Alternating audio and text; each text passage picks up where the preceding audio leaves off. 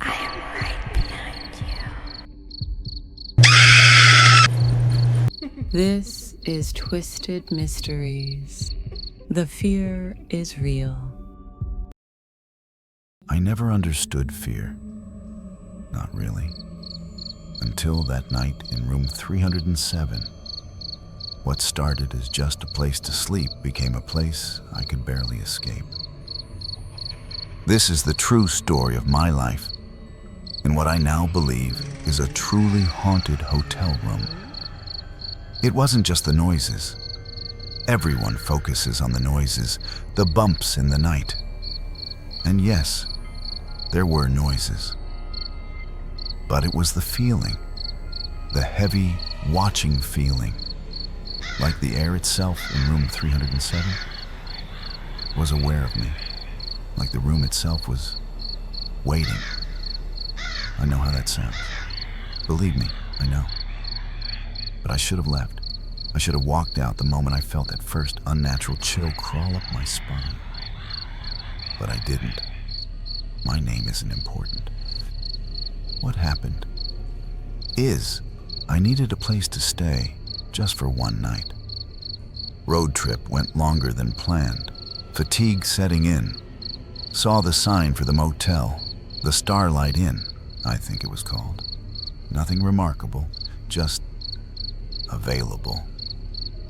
This isn't for entertainment, not really. It's a warning, a validation maybe. For anyone else who's felt that kind of cold dread in a place that should just be four walls and a bed. It's what genuinely happened. And thinking back on it still makes the hairs on my arms stand up. The check-in was forgettable. Tired-looking clerk, fluorescent lights humming overhead. He slid the key card across the counter. Room 307, top floor, end of the hall. The hallway itself felt still. You know how older places sometimes have that deep quiet? This was like that, but heavier. The carpet, this awful faded floral pattern, seemed to soak up sound. I remember unlocking the door. It swung inward onto a room that was fine. Dated furniture, a faint smell of old cigarette smoke and cleaning chemicals. One window looked out onto the motel's empty parking lot, the highway lights painting weak stripes on the far wall. It wasn't creepy, not yet, just tired. So, I dropped my bag, kicked off my shoes, standard routine. Turned on the TV, flicking through channels, mostly static this far out. Settled on some old movie, sound low. I went into the bathroom, splashed water on my face, and that's when it happened. The first thing.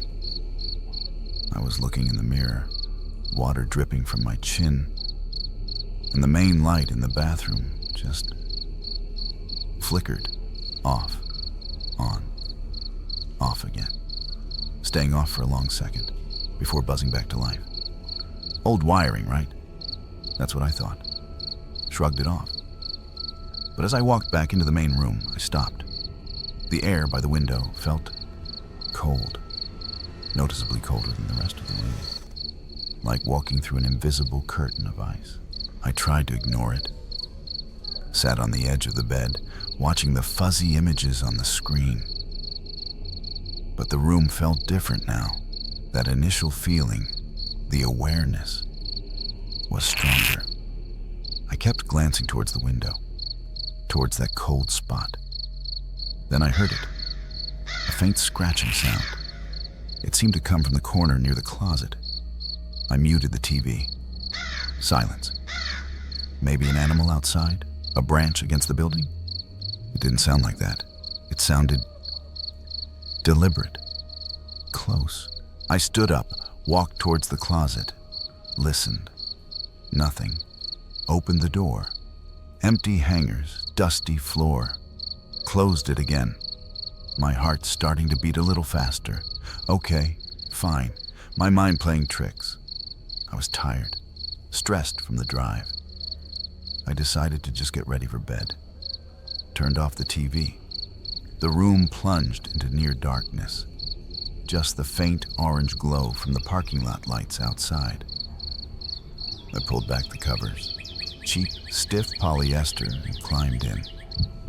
Lying there, in the quiet, the feeling intensified. That heavy, pressing silence. And then, whispers. Not words, not really. Just sibilant sounds. Like voices talking just on the edge of hearing. Coming from nowhere and everywhere at once. I sat bolt upright, straining my ears. Gone, as quickly as they started. My breath hitched. This wasn't tiredness. This wasn't the building settling. I fumbled for my phone on the nightstand, my hands shaking slightly. Turned on the flashlight app, sweeping the beam around the room. Empty corners, closed closet door, window locked. Nothing, but the air crackled. It felt charged. And then the door, the main door to the hallway, rattled. Not just a little shake, it rattled hard, like someone was desperately trying to get in or out. I froze, staring at it, the phone light trembling in my hand. Who would be trying to get into my room? I held my breath, listening. Footsteps in the hall. Nothing. Just that thick, heavy silence settling back in. But this time, it felt watchful, hostile. I wasn't just tired anymore. I was scared, truly scared. Did you hear that? Right then? It sounded like it came from under the bed, a very low groan. Oh, God! I scrambled backwards, pressing myself against the headboard, pulling my legs up onto the mattress. My phone light shook violently as I pointed it down at the floor, sweeping it under the bed frame. Dust bunnies, empty space, nothing, absolutely nothing. But I heard it. I know I heard it. And it wasn't settling pipes. It wasn't the wind. It was guttural, pained. And it was right there. That was the turning point. The moment the flimsy explanations evaporated. The moment blind panic started clawing its way up my throat. This wasn't just a weird room. Something was wrong here. Something was in here. With me. My mind raced. Get out. Just grab my keys, my bag, and run. Don't even lock the door. Just get out. But the thought of crossing the room, of opening that door that had just rattled so violently, was paralyzing. What if something was waiting on the other side? What if opening it was what it wanted? And then I felt it. A touch on my ankle, ice cold, like frozen fingers briefly brushing against my skin. I yelped, kicking out, scrambling further up against the headboard until my back hit the wall. Tears were starting to well up now, hot and fast. There was no denying it now, no rationalizing. I wasn't alone. And whatever was with me, it could touch me. It was real. The room felt like it was shrinking. The shadows in the corners deepening, twisting into shapes that weren't there. Or maybe they were. My fear wasn't just fear anymore. It was stark terror. That bang. It sounded like someone slammed a fist against the wall right next to the bed. I screamed then, a short, choked sound. The room went completely dark, not just the lamp. The faint orange glow from the parking lot outside vanished too. Utter, suffocating blackness. I couldn't see my own hand in front of my face. My heart hammered against my ribs like a trapped bird. The phone. Where was my phone? I dropped it when I kicked out. I frantically patted the mattress around me. Nothing. Panic surged. I could hear my own ragged breathing, loud in the oppressive silence. And then, Another sound. Breathing. Close. Too close. It wasn't mine. It was slow, wet, raspy, coming from the foot of the bed, right there in the pitch black. I couldn't move. I couldn't breathe. Every muscle locked. I just sat there, rigid, listening to that awful sound, imagining what was making it, standing unseen just feet away. Time stretched. Seconds felt like hours. The breathing continued, steady, deliberate. Then a floorboard creaked. Closer. It was moving. Whatever it was moving towards me. I squeezed my eyes shut. I don't know why. As if not seeing would make it less real. Could feel pressure, not a touch. But like the air itself was thickening around me, pressing in, cold, so intensely cold. My teeth started chattering uncontrollably. Then, right beside my ear, a whisper, clear as anything. Get out! That broke the paralysis. Adrenaline surged through me like electricity. I didn't think. I just reacted. I lunged off the bed, away from the voice, stumbling blindly in the dark, arms outstretched.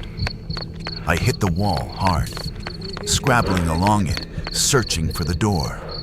My fingers brushed the handle. I wrenched it open and burst out into the dim, silent hallway, not daring to look back. I didn't stop running.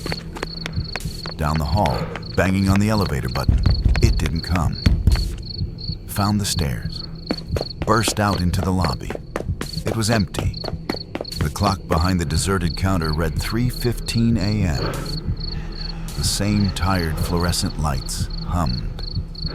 It felt surreal, like stepping back into a different reality. I didn't go back for my bag. Didn't go back for anything. My keys were in my pocket, thank God. I ran out the main entrance into the cold night air, gasping. Got in my car, locked the doors, jammed the key in the ignition. I drove. Didn't care where. Just put miles between me and that place. Watched the motel disappear in my rearview mirror. The lights of room 307 were dark. Did I imagine the feeling of being watched, even as I drove away? Probably. But it felt real.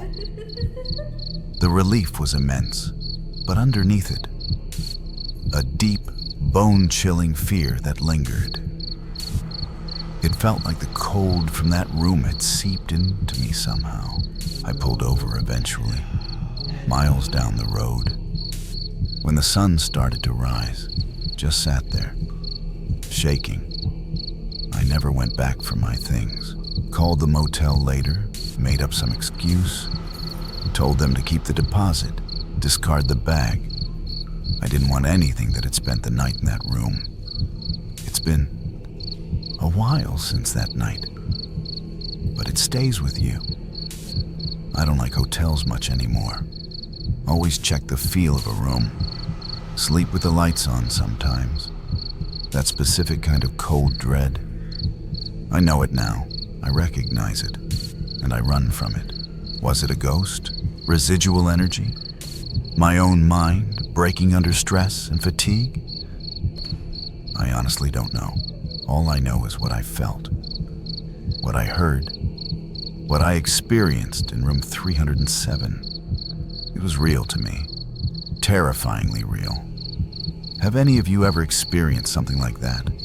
Something unexplainable in a seemingly ordinary place? Especially a hotel room, please. Let me know in the comments below. Sometimes it just helps to know you're not the only one who's felt that kind of fear. If this story resonated with you, or just gave you chills, please hit the like button and subscribe if you want to hear more true accounts. Sometimes sharing them helps. I never did find out the history of that motel or room 307, Part of me is morbidly curious, but most of me is still too scared to look. Some doors are best left unopened,